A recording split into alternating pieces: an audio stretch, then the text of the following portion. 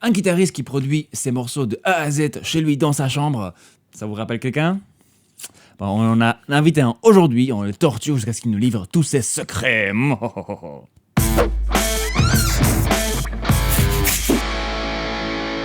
Bonjour et bienvenue à l'Académie du Gros Son. Je suis Gérald. Et moi c'est André. Alors aujourd'hui c'est l'interview avec Quentin Cornet. Quentin qui est guitariste, qui est producteur, qui est ingé son, qui est prof de guitare, voilà, plein de casquettes différentes. Il est surtout connu pour son travail sur YouTube, notamment avec des chanteurs et chanteuses à travers le monde comme par exemple Miniva, dont un petit exemple de travail qu'ils ont fait ensemble, voici.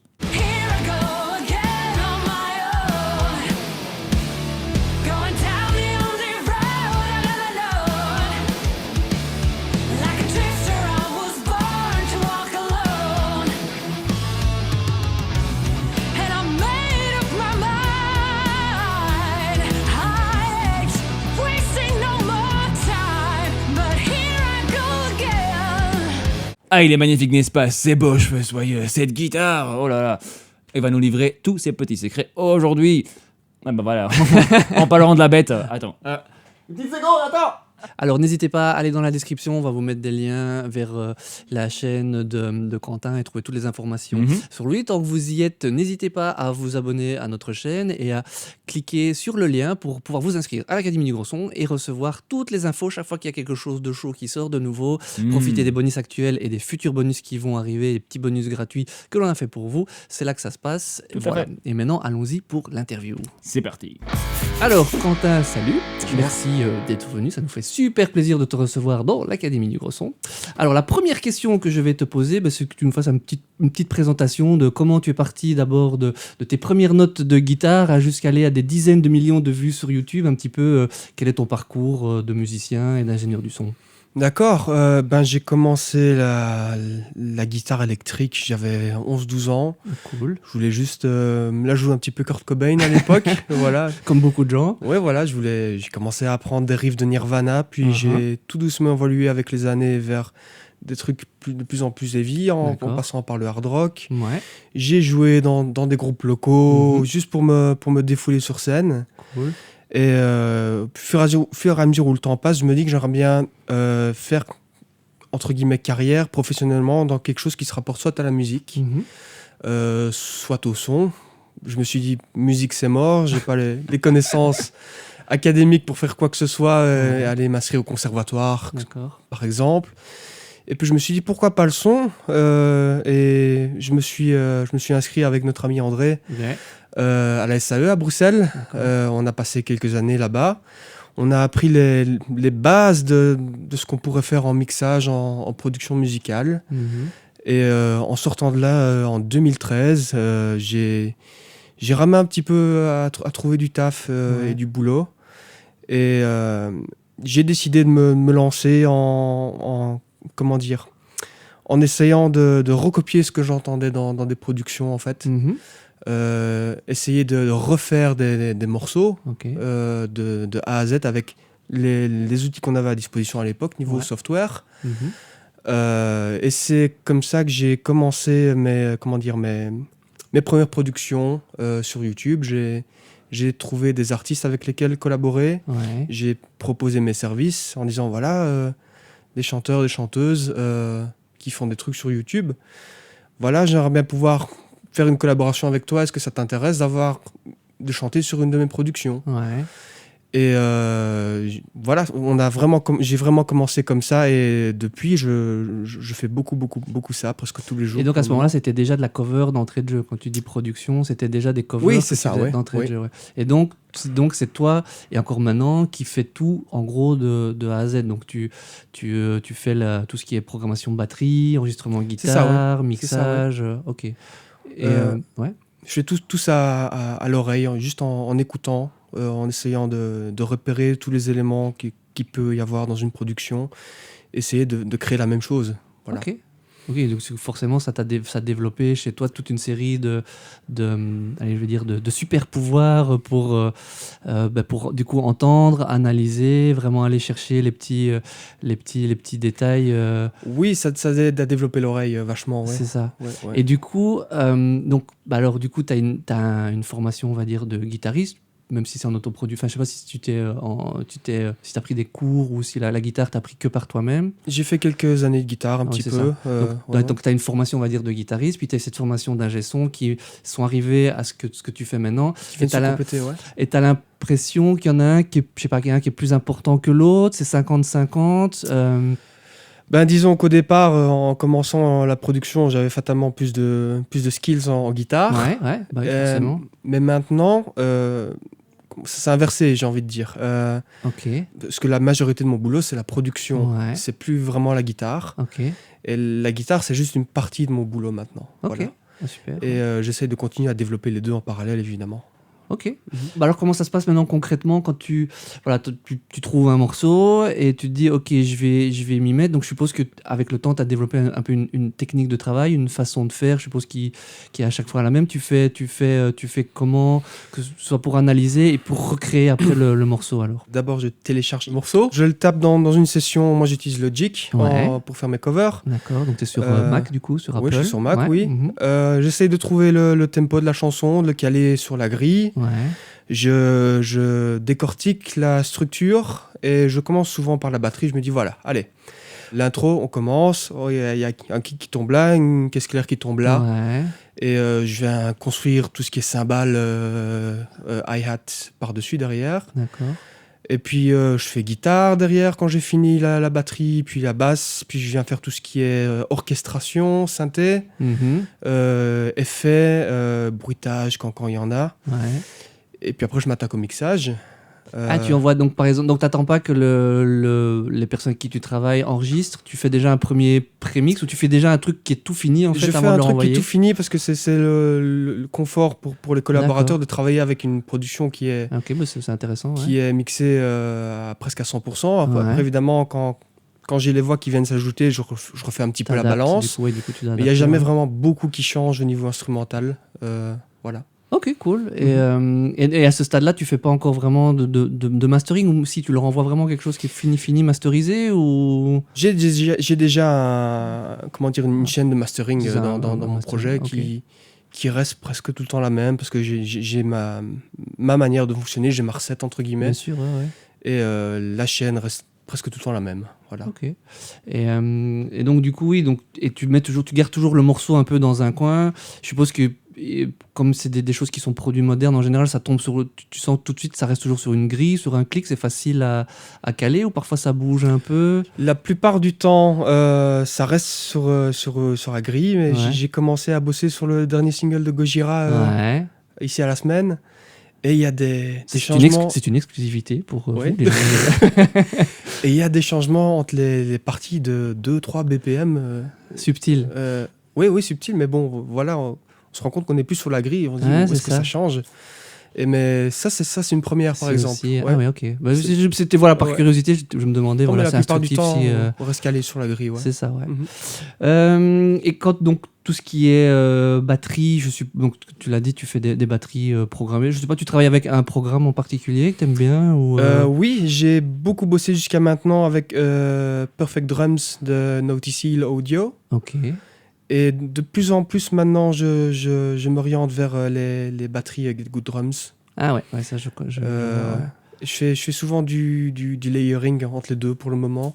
Ah oui, donc tu Mais mélanges pour avoir le son que tu obtiens, tu fais un mélange de différents De différents flux, ouais, Ah ouais, ok. différentes banques d'instruments, ouais. Ok, ça, c'est cool. Et je commence tout doucement à bosser avec des samples aussi. Voilà. D'accord. Et t'essayes, bon, parce que le style évidemment est particulier, mais t'essayes de rendre ça le plus organique, que ça ressemble le plus possible à une vraie batterie, ou tu trouves que c'est déjà naturellement cool avec ces plugs que tu utilises, ou tu utilises des trucs en particulier pour que ça fasse un peu plus vrai, ou Des trucs pour que ça fasse un peu plus je vrai. sais pas, Mais des vélocités différentes. Ah oui, clairement, oui. Il faut beaucoup jouer avec la vélocité pour Ouais. avoir un rendu réaliste. Ouais. Mais il y a certains types de production où c'est un petit peu moins nécessaire de jouer Ouais, avec les c'est ça. vélocités, ouais. Ouais. Des trucs genre power metal, death metal, où c'est Tout à fond. Hop, ouais, et, ça roule ouais, pendant ouais. tout le morceau, ça tout qui tape super fort. Mhm. On joue un petit peu moins avec les vélocités, mais par exemple encore le morceau de Gojira sur lequel Ouais. je travaille, il y a beaucoup de changements de vélocité pour que ça sonne réaliste.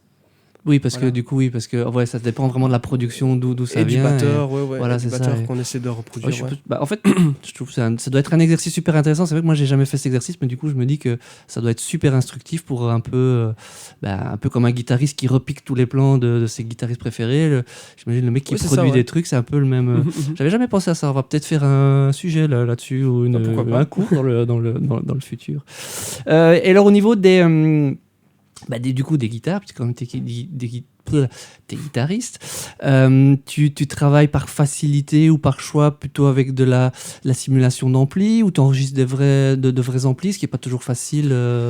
En habitant dans un appart, dans un immeuble, c'est pas facile de repiquer des amplis. Ouais, ok, Donc, j'ai fait l'achat d'un camper il y a déjà une dizaine d'années. d'accord.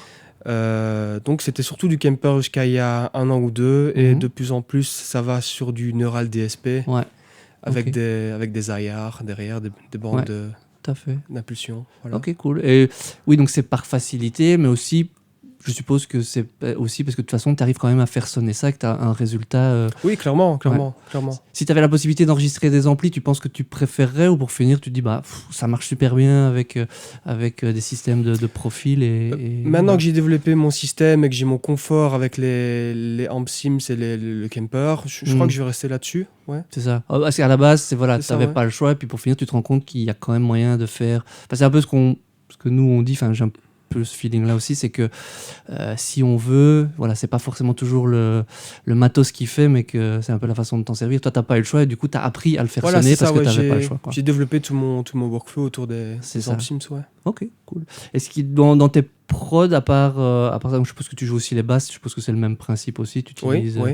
Et il y a autre chose que tu trouves super cool ou que tu aurais découvert récemment, je sais pas, peut-être plus sur l'aspect orchestration, tout ça, d'autres plugs ou d'autres techniques de travail Un synthé que j'utilise beaucoup pour le moment, parce que j'ai commencé à écrire des morceaux pour moi, parce que je suis nouveau là-dedans aussi. Ouais, bah oui, bien sûr. Et j'ai beaucoup utilisé un synthé qu'on appelle Nexus, Nexus 3, je crois que c'est en version 3 maintenant de ReFX. D'accord. Et ouais, c'est un gros synthé dance, trance, techno en fait. Ouais, ok. On ne verrait pas beaucoup avec ça quand on voit ma tête, mais bon. Oui, j'ai beaucoup expérimenté avec des synthés, aussi le Anna 2 de Slate. Ouais. Ouais. Mhm. Oui, beaucoup d'expérimentation avec les synthés pour le moment. Ok, cool. Voilà. De petits trucs du moment, ok, cool. Ouais. Donc, quand tu disais que tu produisais avec les chanteurs ou chanteuses avec qui tu travailles, donc tu leur envoies la musique et tu les laisses faire leur chant de leur côté. Donc, à ce niveau-là, tu t'occupes de rien ou tu leur donnes quand même un petit retour, tu tracasses un peu du matos qu'ils utilisent, que ce soit quand même un peu potable ou comment ça se passe? Ça dépend avec qui je travaille en fait. Il y Ouais. a des gens qui ont leur vision bien précise de ce qu'ils veulent. Ouais. Et il y en a d'autres qui ont besoin d'un petit peu de guidance. D'accord. Et voilà, qu'est-ce que tu entendrais là-dessus? Comment tu penses qu'on devrait le faire? Ouais. Oh, je vois plutôt une prise au milieu, puis 2 backings sur les côtés. Ouais, ok. Ou alors tu fais des dubs ici. Ouais. Mais il y en a d'autres, non, voilà. Ils ont leur C'est comme idée ça, et et c'est puis comme voilà. ça, ouais. Ah, les chanteurs, les chanteuses, parfois, voilà. Ouais. Et donc, au niveau matos, ils s'enregistrent, donc ils font tout eux-mêmes de leur côté, ils ont leur matos. Et, Ils ont leur petit studio à la maison. C'est ça. Et c'est du très basique. C'est un bon micro condensateur avec une Ouais. petite interface. Et ce que tu reçois est correct, quoi. Oui, la plupart Ok, du temps, en c'est général, correct. Ouais. c'est Ouais. cool. Ok, Mhm. top. Et alors, je me disais, comme tu fais souvent la même chose, du coup, tu as peut-être, pour gagner du temps, tu as peut-être un genre de template ou quelque chose qui fait que tu peux gagner du temps, ou à chaque fois tu pars vraiment de zéro, comme t'expliquais, ou tu as quand même des choses qui sont un peu déjà préparées dans ta session? J'ai pas mal de presets, ouais. Ok. J'ai pas mal de presets. J'ai un channel strip batterie qui revient presque tout le temps. Je fais Ouais. des adaptations en fonction des productions. D'accord. J'ai 2-3 presets pour les voix. Ça dépend si c'est du scream ou des voix chantées. Ouais. Mais évidemment, il faut aller changer les cues derrière à chaque fois. Un peu adapter. La compression, ouais. C'est sûr que l'avantage, c'est, je suppose, que si les chanteurs, eux, ils enregistrent tout le temps chez eux, bah, tu reçois, comme tu travailles plusieurs fois avec eux, tu Tout reçois toujours consistant, plus ouais. ou moins. Ouais. Voilà. Ça, c'est un peu la facilité aussi de travailler à la maison, c'est que tout peut être déjà préfait, tu peux un peu adapter. C'est ça, ouais. Ok, cool. Et alors, oui, on se demandait, par exemple, si dans toutes les prods que tu as fait, il y en a quand même pas mal, s'il y en avait une que tu aimais en particulier, si on pouvait peut-être prendre celle-là comme exemple ou parler un petit peu plus de celle-là, voir un peu comment exactement celle-là s'est fait. Oui, bien sûr. Je pense à la cover de Amarante de la chanson du nouvel album qui s'appelle Boom, D'accord. qu'on a fait avec Vicky Psarakis de Diagonist il y a quelques mois. C'est sorti en novembre, je crois. Ok.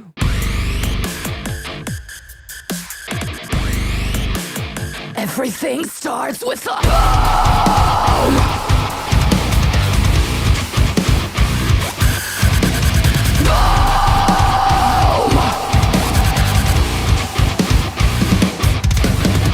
Donc, on va mettre un lien dans la description pour D'accord. que les gens puissent aller écouter ça. Mhm. Et oui, si tu peux nous parler, bah alors voilà, celle-là tu l'aimes bien particulièrement, pourquoi, et si tu sais nous parler un peu du processus qu'il y a eu derrière cette prod-là. Alors. Ben déjà, je suis assez fan du groupe. Ok. Ouais. Ça aide. Ça aide, ouais. Ah. J'aime beaucoup le mix grosse guitare heavy avec la musique électronique derrière. D'accord. Au niveau des voix, c'est assez versatile aussi. Il y a des voix chantées, des voix très pop. Ouais. Il y a des voix rappées en growl. Donc il y a moyen de s'amuser, quoi. Oui, ouais. Uh-huh. Il y a vraiment moyen de s'amuser, comme tu dis, ouais. Donc tu dis, ouais, il y a des synthés, il y a ce côté, ce mélange. Donc c'est là où tu t'y es mis un peu plus sur les synthés dont tu nous as parlé pour. Oui, ça a aidé, ouais. Ok. Tu t'en es sorti comment? Tu t'es dit, bon, voilà, je prends le synthé. T'as été voir des tutos sur le synthé ou Alors, il y a eu sur le morceau ici une grosse recherche sur la production de l'album auquel il se rapporte. Ouais. Ah oui, ok. T'as fait ouais. un petit devoir d'enquête alors. C'est ça, ouais. Ok. Il y a eu un devoir d'enquête. Par facilité aussi, je connais 2-3 personnes dans le groupe. Ah, J'ai eu un cool. petit peu des tuyaux. Chouette. J'ai regardé pas mal de studio vlogs, Ouais. de ce qui se faisait aussi sur les albums précédents, Mhm. parce que le son ne change pas trop d'album en album. Ok. Et oui, beaucoup d'enquêtes sur ce qu'ils utilisent, comment ils utilisent, pour essayer de se rapprocher au maximum de l'original. Voilà. Cool. Et oui, Ouais. du coup, le fait de faire des covers, comme ça te permet de te créer des contacts et de. C'est le fait de faire des covers, tu les as approchés ou tu les connaissais déjà un petit peu avant, tu connaissais des membres du groupe Les covers, ça attire l'attention des artistes aussi. Ouais. Voilà. et ça crée des Euh, globalement, ça peut créer des chouettes liens ou. Oui, clairement. J'ai reçu des invitations pour aller à des concerts. Et là, les invitations, c'est les occasions de créer plus de liens, essayer Bien de sûr. Et créer un lien un petit peu plus professionnel.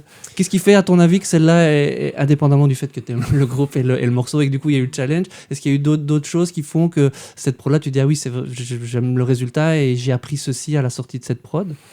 Oui, je crois qu'il y a eu un gros travail sur la batterie. Ici, on parlait du réalisme Ouais.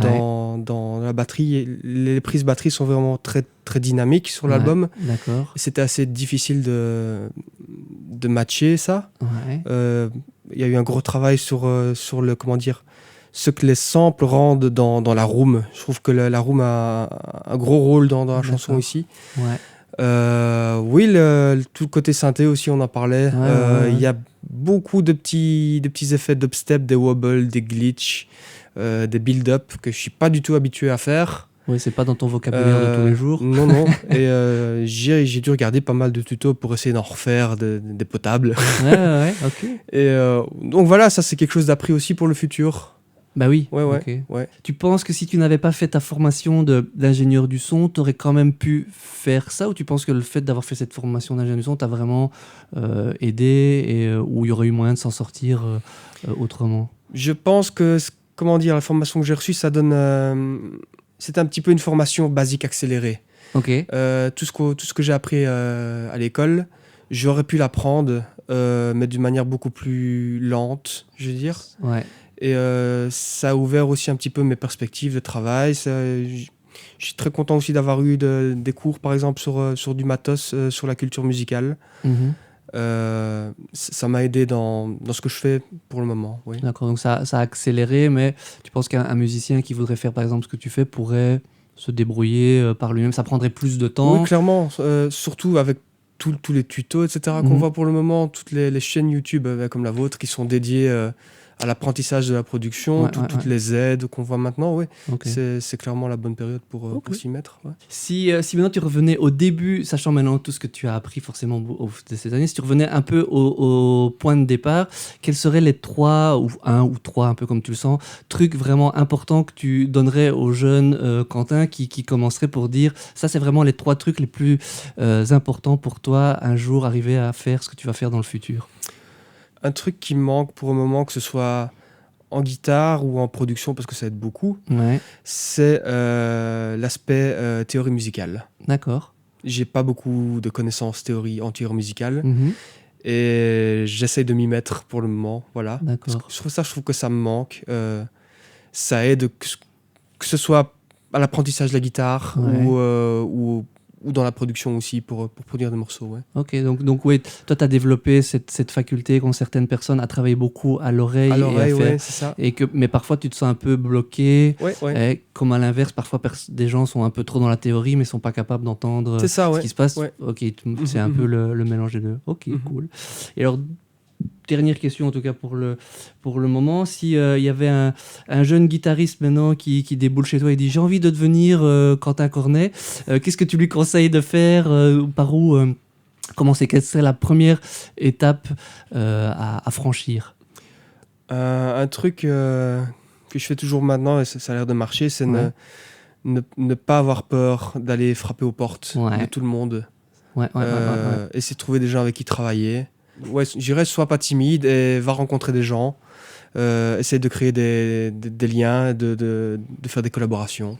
Ok. C'est ça qui m'a aidé au fur et à mesure des années. Ouais. Je trouve que c'est un bon conseil. Enfin, parce qu'on se connaît depuis un petit temps, c'est Ouais, vrai ouais. que ben voilà, bon, la Belgique c'est pas très grand, le Wallonie encore moins, et c'est vrai que partant d'où tu es, c'est vrai qu'on n'est pas forcément entouré par c'est pas Los Angeles, quoi, j'ai envie de dire. Ouais, On est non, non. et malgré tout, tu as réussi grâce à l'internet et au monde actuel Mhm, mhm. à travailler avec des gens un peu partout dans le monde. Ouais, Et ouais. c'est plutôt un exemple, et à faire des vidéos qui font enfin tout cumulé, on est à de. J'avais été voir, c'était quand même impressionnant.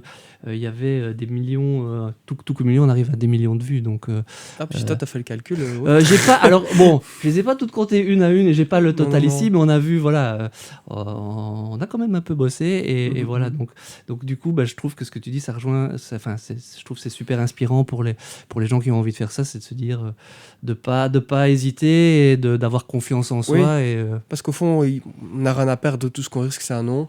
c'est ça, exactement. Et ouais, si on a un nom, on va voir ailleurs. Et voilà. Et voilà, exactement. Écoute, je trouve que c'est une super état d'esprit pour terminer cette interview.